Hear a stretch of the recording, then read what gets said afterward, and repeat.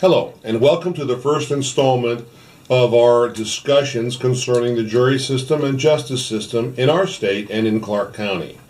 I've received some questions by email about Clark County and the justice system generally, and I want to use these sessions that we have to try to answer them so that people can have a better awareness of the court system that governs all of us as the third branch of government. So let's begin. Michelle in Borden asks, why does Circuit Court 1 have so many jury trials? By way of history, even before I assumed this job, Circuit Court 1 was the Clark Circuit Court, and the major felony trials and major accident cases were filed there. It has a complicated set of cases that are filed on that docket. Jury trials occur when the parties cannot reach an agreement.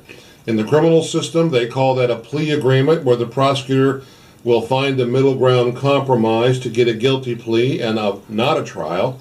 In the civil system, there's a settlement or compromise that often occurs where the parties claim, we're not going to go and have a trial about who's at fault and how much a damage award will be.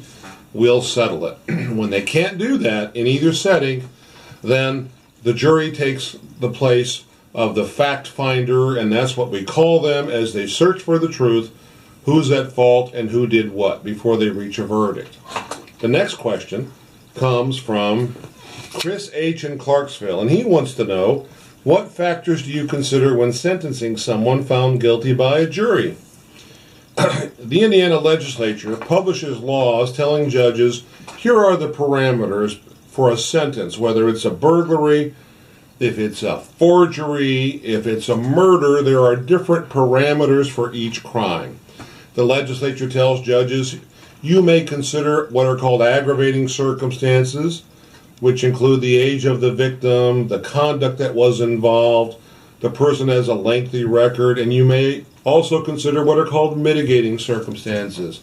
This person can be changed by a light sentence. This person can benefit from incarceration, or things like this was his first offense. The court also appoints a probation officer to write a pre-sentence investigation report, or a PSI. This probation officer interviews everybody and makes a recommendation to the judge. And then the judge has to use his or her wisdom to put all those facts together within those parameters set by the legislature and issue a sentence that is appropriate to the case and also protects the community. A question came in anonymously, but it sounds very legitimate. What's the biggest misconception people have about jury duty? In short, I would say the biggest misconception people have is that it's hard. It's a task they can't do and they're maybe afraid to do. Well, let me tell you, the opposite is just true all the time.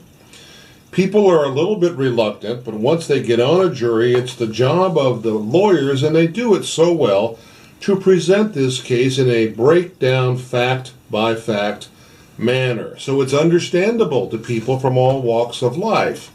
And then the jury members apply the facts that they have heard. The judge gives the jury members instructions on what law to apply to these facts. And then the jury deliberates, again in a criminal case, to find a person guilty or not guilty.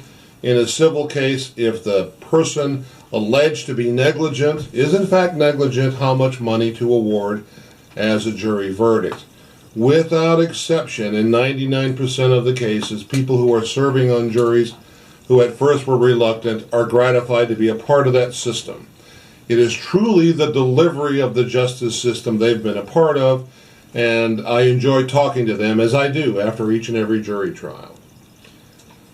My email address is AskJudgeDan@gmail.com.